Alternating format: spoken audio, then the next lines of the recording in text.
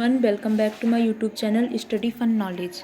आज हम class 12th physics का जो चैप्टर है विद्युत चुंबकीय प्रेरण, चैप्टर 6 है, उसका बहुत ही इम्पॉर्टेंट टॉपिक है। क्वेश्चन है समतल वृत्ताकार कुंडली का स्वप्रेरकत्व, इसे इंग्लिश में बोलेंगे self inductance of a plane circular coil. इसको डिस्कस करेंगे। तो गाइज, अभी तक आपने हमारी YouTube channel study fun knowledge को सब्सक्राइब नहीं किया तो इसे सब्सक्राइब कर दीजिए और बेल आइकन पर भी टैप कर दीजिए, जिससे मैं जो भी अपनी न्यू वीडियो अपलोड करूंगी उसकी नोटिफिकेशन सबसे पहले आप तक पहुंचे। ठीक है, और वीडियो को पूरा अंत तक देखिएगा, जिससे आपको ये टॉपिक बहुत ही अच्छे से समझ में आए। तो चलिए टॉपिक स्टार्ट करते हैं। तो गाइज, हम लोग समतल वृत्ताकार कुंडली का स्वप्रेरकत्व की बात कर रहे हैं। तो स्वप्रेरकत्व की बात करें तो उसमें एक ही कुंडली होती है, मतलब उसी कुंडली में विद्युत धारा प्रवाहित होती है और उसी में स्वप्रेरकत्व का गुण पाया जाता है। माना तो हम जो कुंडली ले रहे हैं, तो माना उस कुंडली की त्रिज्या क्या है, आर मीटर है। आर मीटर त्रिज्या की एक समतल वृत्ताकार कुंडली है जिसमें फेरों की संख्या n, मतलब कि वृत्ताकार कुंडली की त्रिज्या r, फेरों की संख्या n, और उसमें कितने एम्पियर, 1 एम्पियर की धारा प्रवाहित हो रही है। धारा प्रवाह के कारण हमने 3 चीज़ें ली, एक उसकी त्रिज्या, दूसरी फेरों की संख्या और तीसरी उसमें बहने वाली विद्युत धारा। अब हम उसके द्वारा उसके केंद्र पर उत्पन्न इस विद्युत धारा के प्रवाह के कारण उसके केंद्र पर उत्पन्न जो चुंबकीय क्षेत्र है वो होता है B = μ0 Ni/2r। ठीक है, इसके बाद ये आप नीचे देखिए, इसको हम इक्वेशन फर्स्ट दे देते हैं।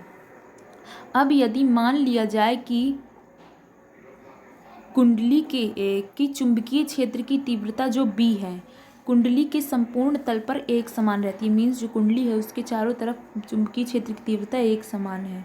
तो कुंडली से संबद्ध जो चुंबकीय फ्लक्स होगा वो क्या होगा, फाई = B, कुंडली का प्रभावी क्षेत्रफल।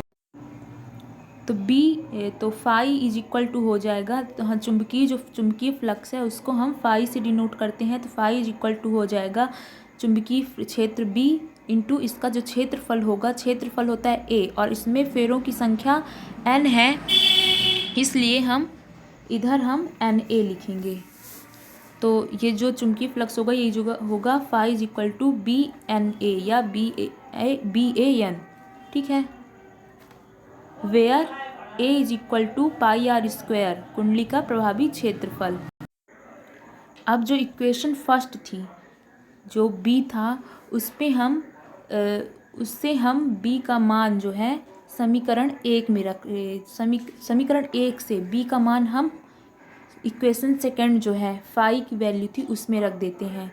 जो हमारे पास इक्वेशन थी फाई = BNA थी, उसमें हम B की वैल्यू को इक्वेशन फर्स्ट से यहाँ पुट कर देते हैं। तो phi = μ0 Ni/2r into n πr²। πr² यहाँ A की वैल्यू है जो हमने पुट कर दी है।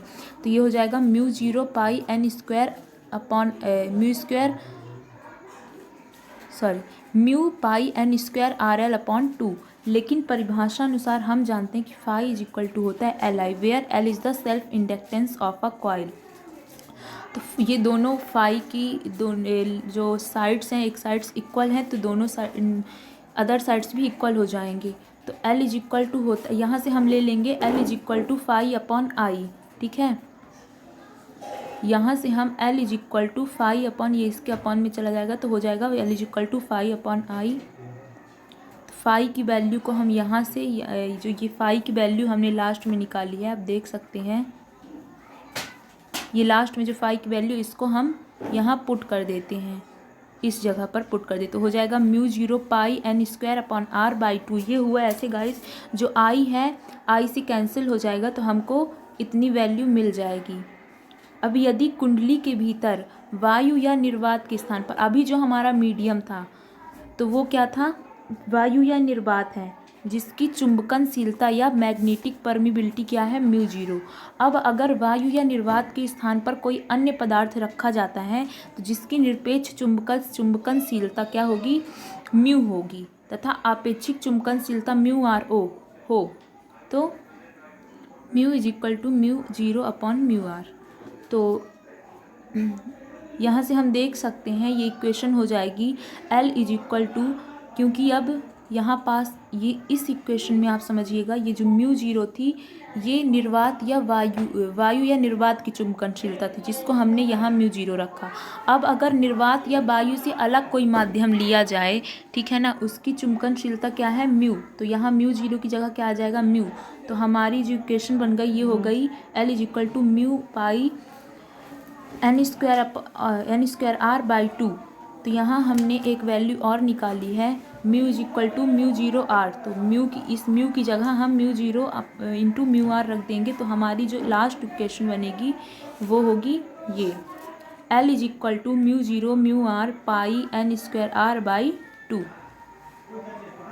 ठीक है, यही जो इक्वेशन है ये self inductance of a circular planar coil के लिए इक्वेशन है।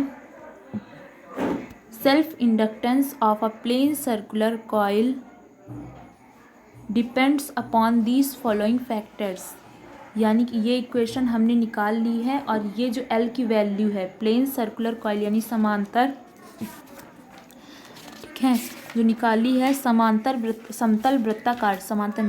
वृत्ताकार कुंडली के स्वप्रेरकत्व के लिए जो व्यंजक निकाला है, तो उसका स्वप्रेरकत्व निम्न 3 कारकों पर निर्भर करेगा। पहले कुंडली में फेरों की संख्या n पर, आप देख सकते हैं n के क्या है, L is proportional to n, मतलब कुंडली में फेरों की संख्या बढ़ाने पर, number of turns in coil बढ़ाने पर सेल्फ इंडक्टेंस क्या होगा, बढ़ जाएगा। दूसरा है कुंडली की त्रिज्या r पर, आप देख सकते हैं कुंडली की त्रिज्या r भी L के प्रोपोर्शनल में ही है, L is proportional to r। तो कुंडली की त्रिज्या r बढ़ाने पर जो सेल्फ इंडक्टेंस है यानी स्वप्रेरकत्व है वह बढ़ जाएगा। इसी प्रकार कुंडली के भीतर रखे पदार्थ की अपेक्षित चुंबकनशीलता म्यू आर पर। तो गाइज ये 3 फैक्टर्स थे। Thank you very much. आपको ये टॉपिक अच्छी तरह समझ में आ गया होगा। इसी तरह के इंपॉर्टेंट टॉपिक्स को समझने के लिए, पढ़ने के लिए हमारे YouTube channel study fun knowledge को सब्सक्राइब करें और वीडियो को लाइक करें।